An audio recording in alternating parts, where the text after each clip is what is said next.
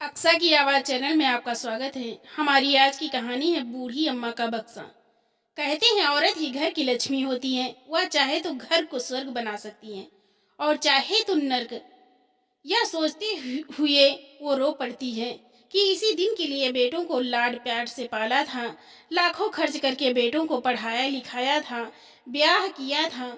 उनका अपने काम और पत्नियों के प्यार में इतना खो गए हैं कि माँ का दिया गया प्यार उन्हें याद नहीं आता। सोच सोच के उसका दिल भर आता है। कंकाल मात्र शरीर, सिर पर सफ़ेद और बिखरे हुए बाल, झुकी हुई कमर, मैली कुचैली फटी हुई साड़ी पहने लगभग 70-75 वर्षों की बूढ़ी अम्मा अपने कमरे के दरवाजे की सीढ़ी नुमा चौखट पर कुछ उदास भाव से बैठी हुई थी। लगातार रसोई घर की तरफ निहार रही थी। छोटी बहू अपने पति और बच्चों के लिए खाना लेकर जा रही थी। उसके सामने पुरानी सी टेढ़ी मेढ़ी स्टील की थाली रखी थी और साथ में पानी पीने के लिए लोटा पड़ा था। बच्चे खाना खाते हैं तो बहू मेरे लिए भी लेकर आती होगी। खुशबू तो अच्छी आ रही है, जाने क्या बनाया होगा। सोचते सोचते अम्मा को झपकी लग गई। लोटे में पानी डालने की आवाज़ आई तो अम्मा की झपकी टूटी। देखा, छोटी बहू वही सूखी रोटी और दाल थाली में डाल रही थी। कुछ स्वादिष्ट खाने की इच्छा से अम्मा के चेहरे पर जो थोड़ी सी मुस्कान आई थी वापस उदासी में तब्दील हो गई। फिर पूछ बैठी या शायद गलती ही कर बैठी, बहू बच्चों के लिए क्या बनाया है? बच्चे तो उबली दाल नहीं खाते। कुछ और भी बनाया है तो मुझे भी दे दो। बच्चों के लिए भी यही बनाया है, जो मिलता है चुपचाप खा लो। इस उम्र में चटकारे ही सूझते हैं आपको। छोटी बहू नाक चढ़ा कर बोली। इतने में अंदर से छोटे की आवाज़ आई, माँ पनीर की सब्जी थोड़ी और तो देना, बहुत स्वादिष्ट बनी है। सुनते ही बहू का चेहरा फीका पड़ गया और उसे इतना न बना कि थोड़ी सी सब्जी लाकर अम्मा को भी दे दे। अम्मा बड़े बुझे मन से एक हाथ में थाली और दूसरे हाथ में लोटा और छड़ी लेकर किसी तरह चलती हुई कमरे में रखी चारपाई पर आकर बैठ गई। सूखी रोटी के कौर को किसी तरह निगलते हुए अपने अतीत की दुनिया में खो गई। अम्मा यानी कि रमा देवी के पति श्याम कुमार जी का बहुत अच्छा खेती बाड़ी का काम हुआ करता था। घर में रुपये पैसे की कोई कमी ना थी। अम्मा याद करने लगी, जब बड़ा बेटा सुरेश पैदा हुआ था तब राम कुमार जी ने पूरे कस्बे में लड्डू बंटवाए थे और दूसरे बेटे राकेश के पैदा होने पर तो बहुत बढ़िया दावत का इंतजाम किया गया था। लेकिन जब बेटी रीमा पैदा हुई तो किसी को कुछ खास खुशी नहीं हुई थी। सब लोग यही सोचते कि तीसरा भी बेटा होता तो ज़्यादा अच्छा था। आखिर बेटे जितने भी हों कम ही लगते हैं। बेटों को बड़ा होते देख श्याम कुमार जी ने उनके लिए कारोबार शुरू करने की सोची। अपनी खेतीबाड़ी ही बहुत बढ़िया चल रही है तो कारोबार शुरू करने की क्या ज़रूरत है, कहते हुए रमा देवी जी ने ऐतराज जताया। तो श्याम कुमार जी कहने लगे, बच्चों के भविष्य के बारे में आज कुछ सोचेंगे तो कल कुछ बन पाएंगे। और फिर आजकल के बच्चे खेती बाड़ी में ज़्यादा रुचि नहीं रखते। कारोबार खुशी से संभालेंगे। देखते ही देखते उनका कारोबार खूब चलने लगा और अच्छी कमाई होने लगी। तीनों बच्चों को उन्होंने अच्छे स्कूल में पढ़ाया और उच्च शिक्षा के लिए शहर भी भेजा। पढ़ाई पूरी करने के बाद दोनों बेटे पिता का साथ देने कारोबार में आ गए। बेटी की पढ़ाई पूरी होने पर उस समय रहते ही उसका विवाह एक संपन्न परिवार में कर दिया गया और उसके कुछ समय बाद श्याम कुमार जी का भरा पूरा परिवार सुख से रह रहा था। रमा देवी जी और श्याम कुमार जी अपनी जिंदगी से पूर्णतः संतुष्ट थे। लेकिन कहते हैं ना, कभी कभी खुशियों को अपनी ही नज़र लग जाती है। कुछ समय बाद ही कारोबार में घाटा होना शुरू हो गया। श्याम कुमार जी को समझ नहीं आ रहा था कि गलती कहाँ पर हो रही है। बेटों द्वारा की गई हरकत पिता के वसूलों पर नागवार गुजरी और हृदय घात से उनकी मृत्यु हो गई। रमा देवी जी इतने बड़े दुख को झेल ना पाई और सदमे में चली गईं।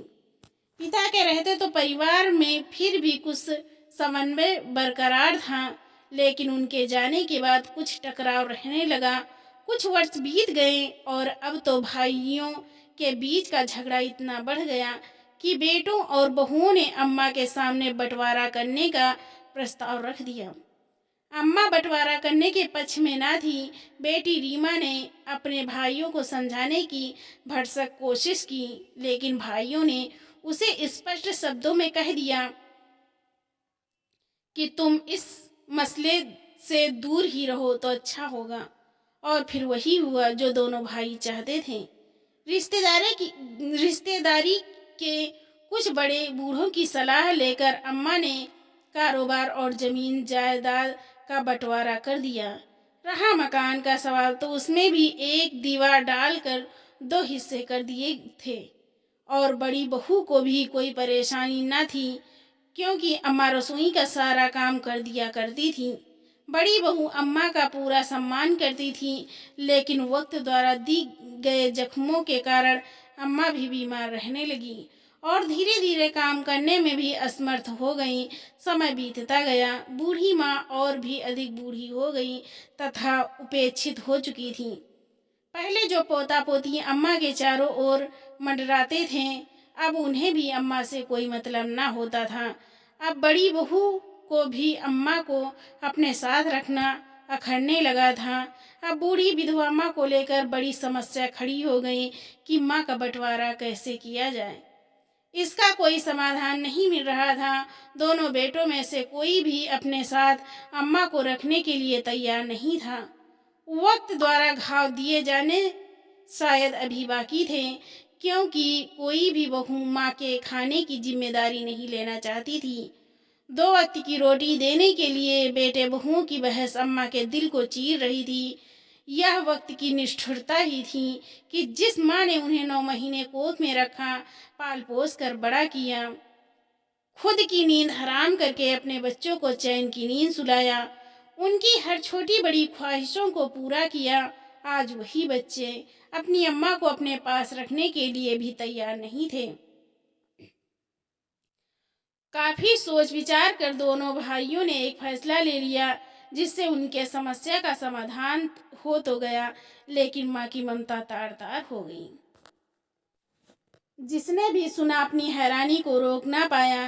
तय किया गया कि 1 महीना माँ बड़े स्टोर रूम खाली करवा कर अम्मा को रखने का इंतजाम कर दिया, जहाँ एक छोटी सी खाट, पुराना बिस्तर, एक थाली और लोटा देकर अम्मा को बिठा दिया गया। बेचारी बूढ़ी अम्मा अपनी उपेक्षा को मन में समेट कर थाली और लोटा लेकर कमरे के दरवाजे की चौखट पर बैठी रहती और इंतजार करती रहती कि कब खाना मिले और कब पेट की भूख को शांत कर सकें। बूढ़ी आंखें दरवाजे की तरफ देख ही रही थी कि सामने किसी को आते देख अचानक चमक उठी। देखा तो बेटी रीमा अम्मा से मिलने आई थी, लेकिन अपनी माँ की हालत देख बेटी चैन ना पाती थी। कितनी बार कहती थी कि अम्मा चलो, तुम्हें अपने घर ले चलती हूँ, वहाँ तुम आराम से रहना, लेकिन अम्मा अपने वसूलों का वास्ता देकर उसके साथ जाने से इनकार कर देती थी।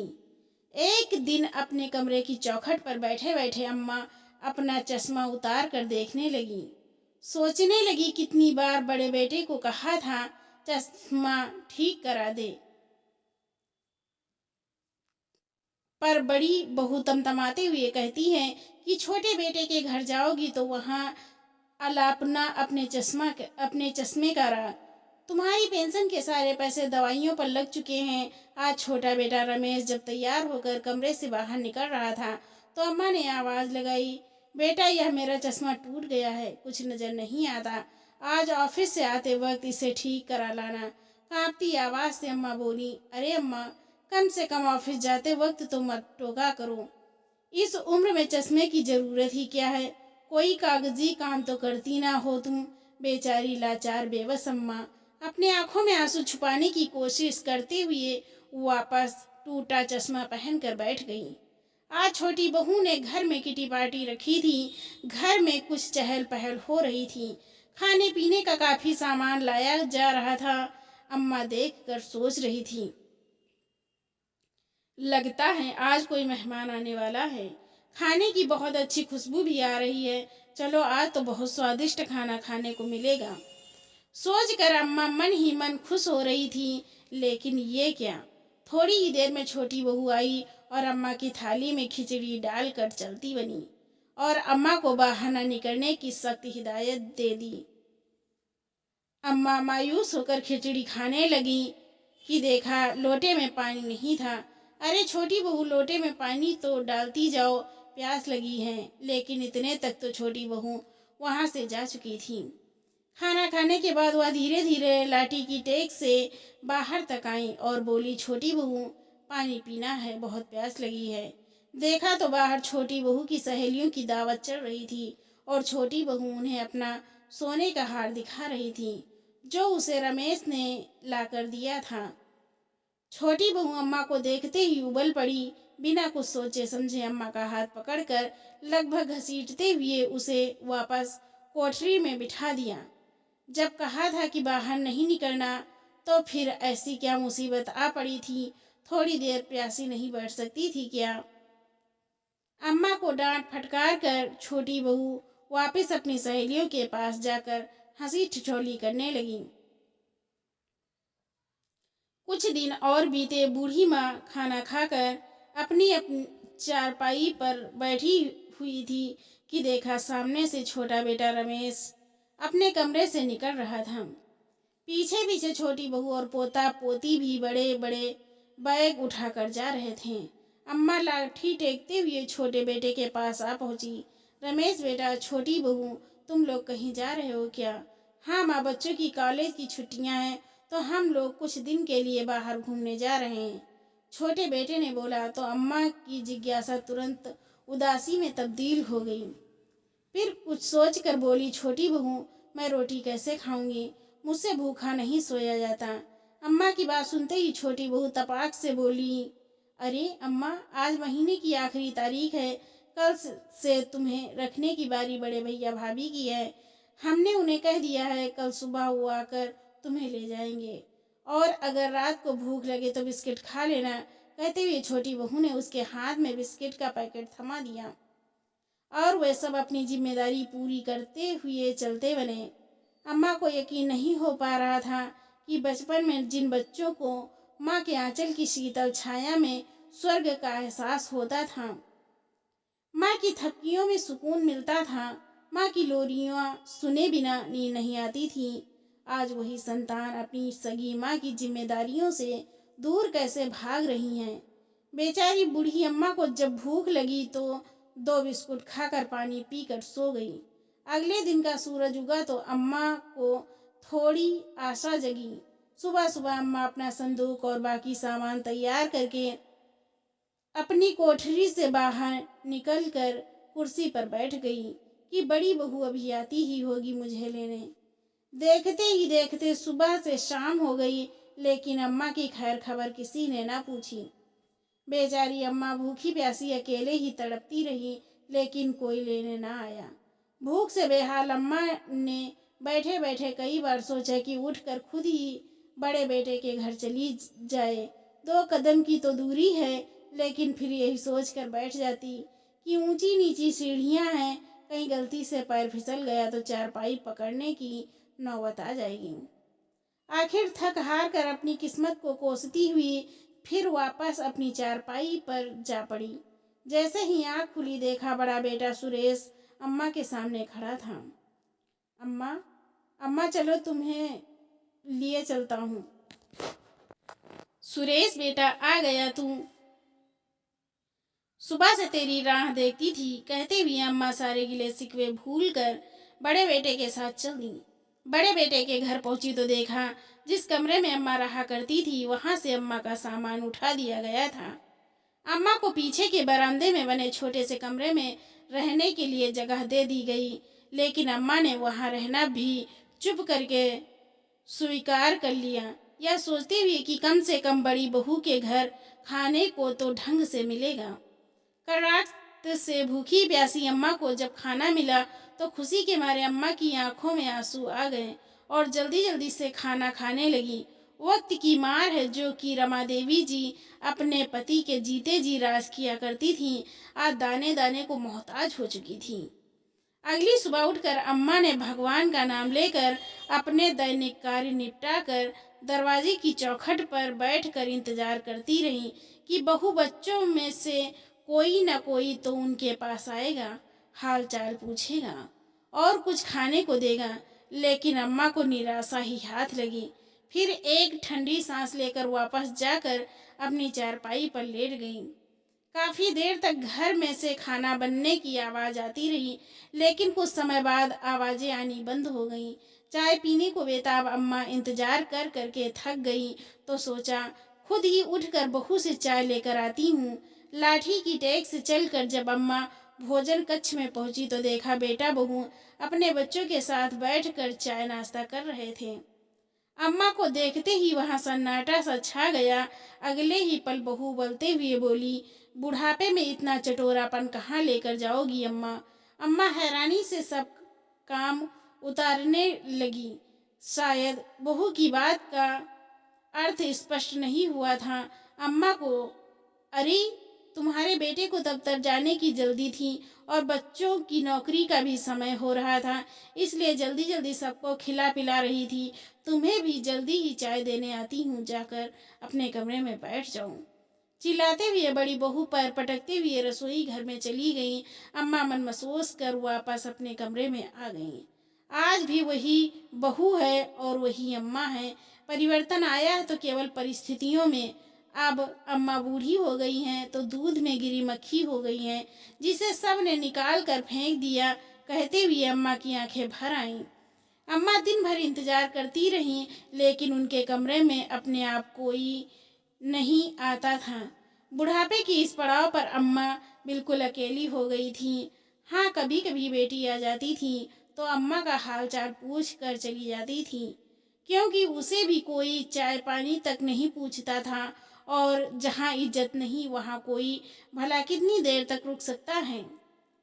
एक दिन अम्मा के कमरे की सफाई करवाते हुए बड़ी बहू की नज़र अचानक अम्मा के संदूक पर गई, जिस पर हमेशा ताला लगा हुआ रहता था। बड़ी बहू का थोड़ा संदेश हुआ कि अम्मा ने अपनी बेटी के लिए संदूक में कुछ गहने या पैसे छुपा कर रखे होंगे, जो अम्मा अपने संदूक के पास किसी को फटकने भी नहीं देती। जिस भी घर में रहे अपना संदूक साथ लेकर जाती हैं। क्यों अम्मा, सारी जायदाद का तो बंटवारा कर दिया है, इस संदूक में जो खजाना है उसे क्या ऊपर लेकर जाओगी? अपने साथ बड़ी बहू ने चतुराई से बात करते हुए अम्मा के संदूक का राज जानना चाहा तो अम्मा ठिठक गई। नहीं बहू, इसमें तो कुछ भी नहीं है, इसे हाथ मत लगाना। कहते हुए अम्मा संदूक के पास आकर बैठ गईं। अम्मा के इस तरह से बर्ताव करते ही बड़ी बहू का शक और भी गहरा हो गया। जरूर इसमें कोई ना कोई कीमती चीज छुपा कर रखी है, अम्मा जो हमें दिखाना नहीं चाहती। मन ही मन बड़बड़ाते हुए बड़ी बहू अम्मा के कमरे से बाहर आ गई, लेकिन संदूक खुलवाने की इरादे से बड़ी बहू ने अपने पति से कहकर अपने देवर देवरानी और अपनी नंदरीमा को भी बुलावा भेज दिया। शाम तक सब इकट्ठा हो गए और अम्मा के कमरे में पहुंच गए। अम्मा जी यह सब देखकर हैरान थी कि आज तक उसके कमरे में किसी ने कदम तक नहीं रखा था। आज अचानक ऐसा क्या हो गया कि सब इकट्ठे होकर उसके पास आकर खड़े हैं।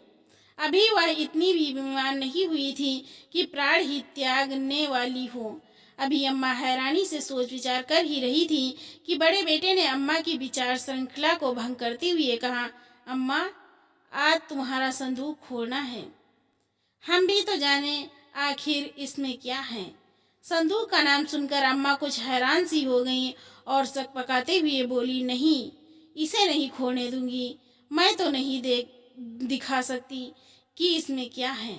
जरा खोल कर दिखाओ तो अम्मा। सब लोग कह रहे हैं कि तुमने मेरे लिए इसमें गहने और पैसे छुपा कर रखे हैं। साबित कर दो कि यह सब झूठ बोल रहे हैं। कहते कहते बेटी रीमा फूट फूट कर रो पड़ी। अपनी बेटी की ऐसी हालत देखकर अम्मा ने और जिद नहीं की। अपनी चारपाई से उठकर संदूक का ताला खोलने लगी। देखना चाहते हो मेरे संदूक में क्या है? तो लो देखो। कहते हुए अम्मा ने संदूक का ढक्कन जैसे ही उठाया, चारों बहू बेटे अवाक रह गए। उनकी ऐसी दशा हो गई मानो सांप सूंघ गया हो। रोटियां, अम्मा तुमने यह रोटियां संदूक में रखी हैं? बड़ा बेटा आश्चर्यचकित होकर बोला। हाँ बेटा, इसलिए यह संदूक मुझे जान से भी प्यारा है। कहते हुए अम्मा का गला रूंध गया। लेकिन माँ, यह तो केवल सूखी रोटियां हैं। तुमने इन्हें खजाने की तरह संदूक में क्यों छुपा कर रखा है? बेटी, हर सप्ताह रविवार के दिन यह सब लोग खाना खाने के लिए बाहर चले जाते हैं और उस दिन घर में रोटी नहीं बनती। उस दिन के लिए ही मैं इनको बचा कर रखती हूँ। कहते कहते अम्मा की आवाज़ और आंखें आंसुओं से सराबोर हो गईं। अपनी माँ की ये हालत देखकर बेटी भौचक्की सी रह गई। फिर अपने दुख और पीड़ा नियंत्रित करते हुए उसने जैसे तैसे खुद को संभाला और फिर एक रोटी हाथ में लेते हुए माँ से पूछने लगी, लेकिन माँ, ये रोटियां तो सूखी हैं, तुम इन्हें खा कैसे पाती हो? अम्मा बोली, बेटी यह मजबूरी सब कुछ करा देती है। जब पेट भूखा होता है तो तरीके भी अपने आप निकल आते हैं। मैं इन रोटियों को कुछ देर के लिए पानी में भिगो कर रख देती हूँ। जब यह थोड़ी नरम हो जाती हैं तो चबाने लायक हो जाती हैं। इन्हें खाकर अपना पेट जैसे तैसे भर लेती हूँ। अपनी गलती का एहसास हुआ। अब दोनों बेटों ने यह तय किया कि अम्मा आज से जिस घर में रहना चाहें वहाँ रहेंगी और अम्मा के लिए कोई अलग से कोठरी नहीं दी जाएगी। अब अम्मा उनके साथ उनके बीच रहेंगी। दोस्तों, आप लोग खुद ही समझदार हैं। इस कहानी को सुनने के बाद आप लोगों को यकीन हो गया होगा कि आज बुजुर्गों के साथ इस तरीके के बर्ताव किए जा रहे हैं। आप लोगों से विनम्र निवेदन है कि आप लोग माता पिता का ख्याल रखें, क्योंकि ज़िंदगी में माता पिता सिर्फ एक बार मिलते हैं। इसलिए जब तक हैं उनकी सेवा सत्कार करें। दोस्तों, आशा करती हूँ कि आपको यह कहानी पसंद आई हो। अगर आप लोगों को यह कहानी पसंद आई हो तो वीडियो को लाइक करें।